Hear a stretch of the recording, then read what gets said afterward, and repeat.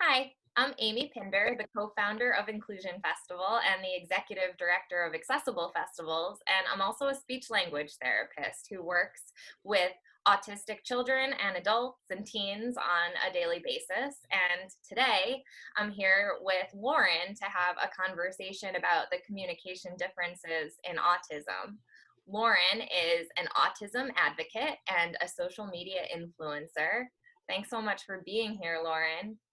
Thanks for having me. Can you tell me a little bit about your autism diagnosis?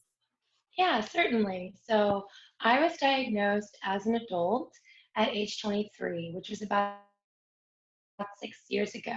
So I spent most of my life struggling with the challenges of autism, but also benefiting from many of the talents of autism up until then. And when I finally got that autism diagnosis at 23, it was a huge relief.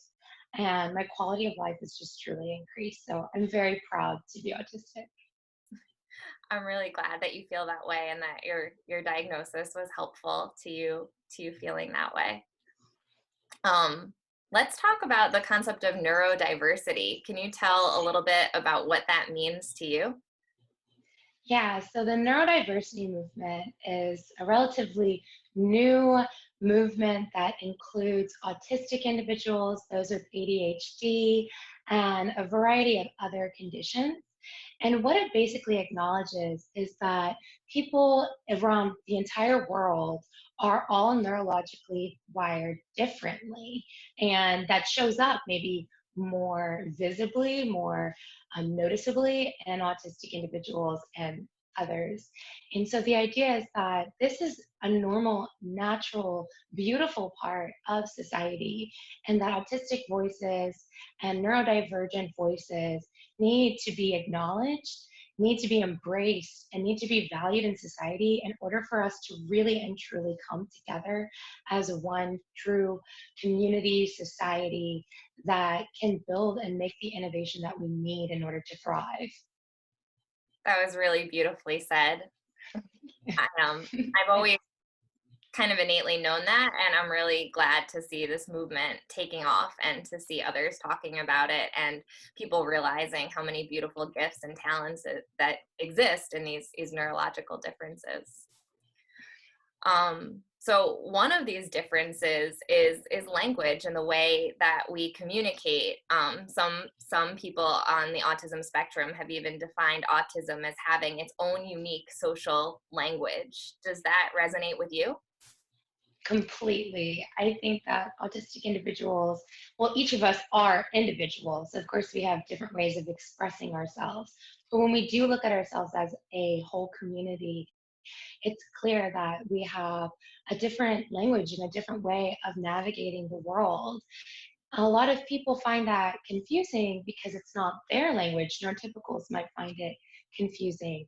But for us, it's it's easy. It's the way that we breathe. It's the way that we live. Autism is often thought of as a behavioral condition, but it's not behavior that needs to be addressed. It's really just the opening of our minds to a different language.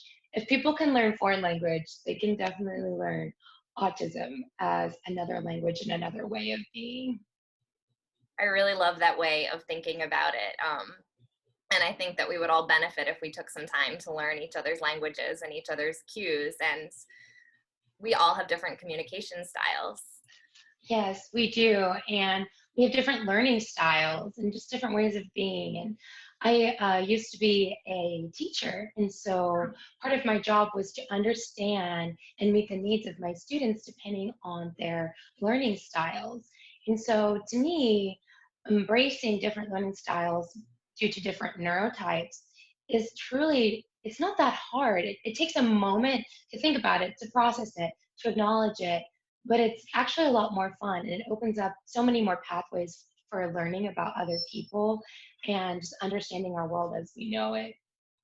Yeah, that really resonates with me. It takes a little bit of mindfulness, right? You have to kind of be really present and be with another person to notice and tune into what they need. And that's my favorite part of my job is getting to do just that and figure out, what is the way in, what is like the spark and the passion that's going to help someone become the best version of themselves. Um, Yes. I agree that like just finding that passion, finding that spark. And I also want to add that the more that we acknowledge and accept other people's neurotypes, the more that we know that people will give grace to ourselves. So it really benefits everyone. A lot of people have anxiety and nervousness that people will think that they're odd, that they're weird, that they won't fit in.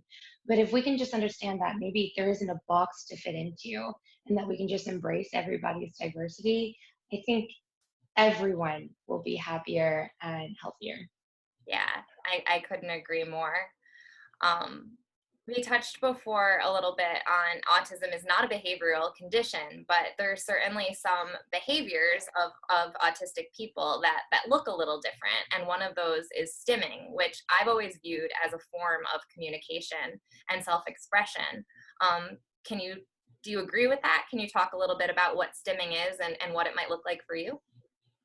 Yeah, so stimming is short for self-stimulatory behaviors. Like we're saying, behavioral condition is not what autism is, but it is a behavior. And I think a lot of people see it in two different ways. One, like you said, is self joy, happiness, and expressing that. I do that through STEM dancing, which is a kind of completely and totally self expressive dancing that's free of performative expectations, as well as STEM dancing, as well as jumping up and down and clapping. And I was honestly teased a little bit for those things. Shouldn't say a little bit, a lot for those things in middle school and high school, to the point that I had to stop jumping up and down when I was happy, or had to stop clapping in order to avoid that bullying. Things that inside, which I want to bring up as the second point of what stimming is. Stimming is a way of self regulating. So, when autistic people go through life, many of us have a lot of sensory sensitivities that cause overstimulation. Or as we're navigating socializing, we get socially overloaded. And one of the ways for us to return back to a healthy place is to physically stem that out. So if we're told that we can't do those stems, if we're told to shut down that behavior, it goes internal. And that creates a lot of mental health struggle for autistic people. When I'm frustrated, when I'm overstimulated, when I'm overloaded, it helps me tremendously to rock back and forth, to even just tap my fingers like this, or to tap my sternum. And without those things, it takes me so much longer to return back to a place of neutrality and contentment. Thanks so much for sharing that. That's such an important message that I think anyone who loves an autistic person or works with an autistic person, or who's all new to this, would really benefit from fully understanding. And our viewers here, I think, can almost all certainly identify with the benefit of dancing it out. Our Inclusion Festival was inspired by jam music and our love of jam music, and that has been the most liberating and freeing form of self-expression that I've found, is to be able to just dance in a way that feels good intuitively at a jam show. And it sounds like that's a lot like what stimming does for you, and I totally recognize the importance and the benefit in that for you and others. um Definitely. yeah. So jumping around a little bit, something else I've noticed working with my clients on the spectrum is that many autistic people tend to think very literally and tend to be very frank and straightforward in their communication style. Is speaking directly and literally important for you? It is very important for me, and it's something that I highly value in others.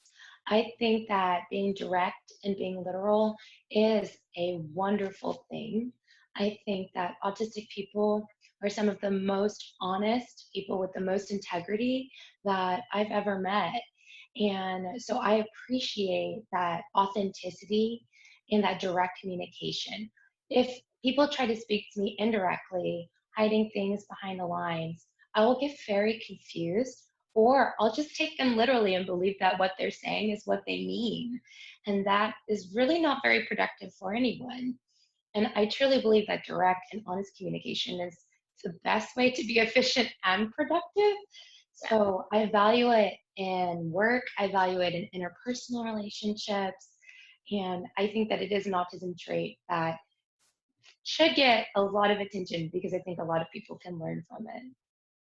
I fully agree with that statement. I think that we would all be so much better off if we, took a moment to really express ourselves honestly and authentically and learned to do that. So we could certainly take a note from the autistic population. And I think that's the reason many of my adult clients have become some of my most trusted friends and companions, is because I value that quality in them so much. So thanks for explaining it a little bit more. Um, Regarding honesty and integrity, that reminds me also of empathy. And there's this misconception that people with autism don't have a strong sense of empathy. I believe that to be the opposite. In fact, that people with autism seem to be extra empathetic and extra aware. You've talked about the problem of double empathy. Can you explain that a little bit more? The double empathy problem is a relatively new recognition that autistic people speak, like we mentioned before, their own language, and neurotypical people, allistic people, also have their own social way of speaking. Autistic people are often thought to lack empathy because we don't automatically understand that neurotypical language. But what's been revealed is that when neurotypical people or autistic people are talking to autistic people, they also cannot understand the language of autism. However, autistic people, when we're together, we can understand and speak each other's language. And we've also shown that we can often understand neurotypical people as much as they understand each other.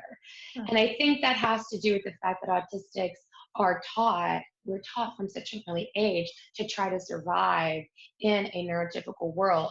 So we're learning our own language as well as the neurotypical language.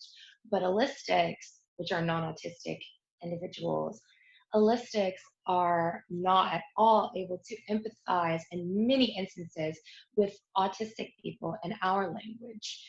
It's a really fascinating study, and I think it can do a lot for people to understand that this is a two-way street. It's not just that autistic people, and it should never be that autistic people should become allistic. And allistic people, I don't think they should become autistic. We all just need to put that extra effort forward to understand each other and really recognize the value in each other's languages. Yeah, that would be supportive and beneficial for everyone. So that's very aligned with our message of inclusion, and why we've chosen to create an inclusion festival that we think has the potential to really help unify people through music and bring people together so that we can have common experiences and build bridges and better understanding one another in really pleasurable settings and situations. So it's just one example of how and when we can come together to better understand one another, is at our inclusion festival. So I'm really glad you took the time to talk with us and share your message, and joined us in our goal of promoting inclusion in this way. Is there anything else you want to add? Well, you're talking so much about inclusion, and that just makes me think about how important inclusivity is. I think that a lot of people are very familiar with the term diversity and this idea that we are all unique individuals along different lines of difference. But inclusion is what really brings that all together, coming together as unique individuals, as unique communities, in order to build a beautiful and holistic world. And I'm glad to see a microcosm of that at your festival. Thank you so much. It was a pleasure talking with you today. Pleasure talking to you as well. Thank you.